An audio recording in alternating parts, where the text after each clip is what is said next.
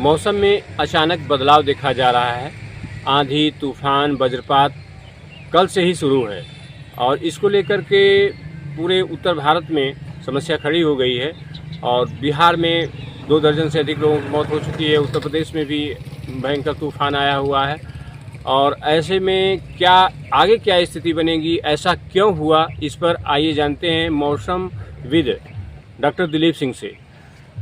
Doctor साहब, हम ये देख रहे हैं कि मौसम में अचानक तूफान आ गया है, दिन को ही अंधेरा छा जा रहा है और भयंकर आंधी तूफान, तो ये ऐसा क्यों हुआ है और इसका क्या दुष्प्रभाव देखते हैं आप और किन एरियो में इसका प्रभाव? मुख्य असर तो आज ही रहेगा, लेकिन अभी ये कल जो है फिर से एक बार जो है लौट कर आएगा और मुख्य रूप से आज, कल और परसों 3 दिन तक इसका प्रभाव पूर्वांचल, जौनपुर और आसपास रहेगा और बाकी यह चक्रवात धीरे धीरे पूर्वोत्तर भारत की ओर निकल जाएगा।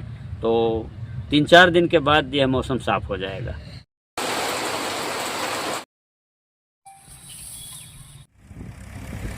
बेमौसम बरसात ने गेहूं की फसल को तबाह कर दी है। किसानों की चिंता बढ़ गई है। जहां इस बार अच्छे दाम मिलने की उम्मीद थी, वहीं अब लागत निकालना भी मुमकिन नहीं होगा। आज सुबह यूपी के कई जिलों में अचानक मौसम बदल गया। आसमान में काले बादल छा गए, तेज़ हवाओं के साथ बारिश शुरू हो गई। इस बेमौसम बारिश और ओलावृष्टि से फसलों को काफ़ी नुकसान हुआ, जिससे किसान परेशान हैं।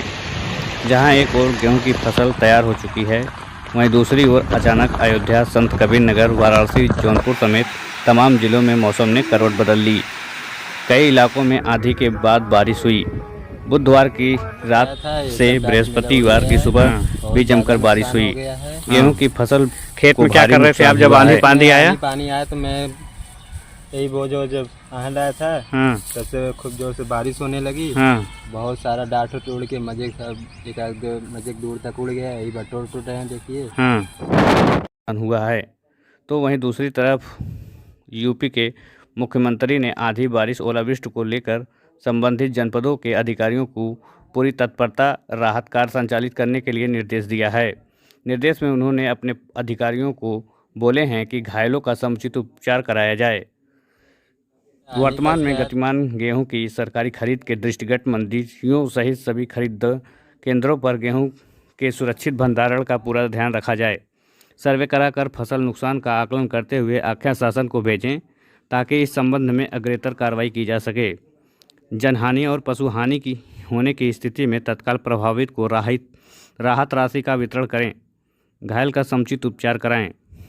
उन्होंने निर्देशित किया है कि जल जमाव की स्थिति होने पर मौसम में अचानक तूफान आ गया है, दिन को ही अंधेरा छा जा रहा है और भयंकर आंधी तूफान, तो ये ऐसा क्यों हुआ है और इसका क्या दुष्प्रभाव देखते हैं आप और किन एरियो में इसका प्रभाव आपको लग रहा है, जरा दर्शकों को आप बताएं। जी बिल्कुल, देखिए मौसम जो है अचानक बहुत तेज़ी से बदला हुआ है और इसका कारण 2 है। एक तो बंगाल की खाड़ी में उठने वाला विक्षोभ और चक्रवाती दबाव, दूसरा है भूमध्य सागर में एक अचानक ही विक्षोभ का पैदा होना, जिसका असर सीधे सीधे पश्चिमोत्तर भारत, मध्य भारत और जौनपुर तथा बिहार तक पड़ रहा है।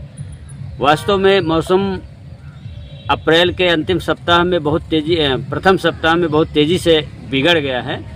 इसका कारण यह है कि जब विक्षोभ पैदा होता है तो गर्म हवाएं बंगाल की खाड़ी से उठने वाली नमी को प्राप्त करके तेज़ी से ऊपर जाती हैं और जितना ही तेज़ परिवर्तन होता है, हवा की गति उतनी तेज़ होती है और जब ये हवा ऊपर उठती है तो ठंडी होती जाती है, जिसके प्रभाव से खाली स्थान को भरने के लिए एक चक्रवात जैसा बन जाता है और हवाएं चारों ओर से तेज़ी से आती हैं।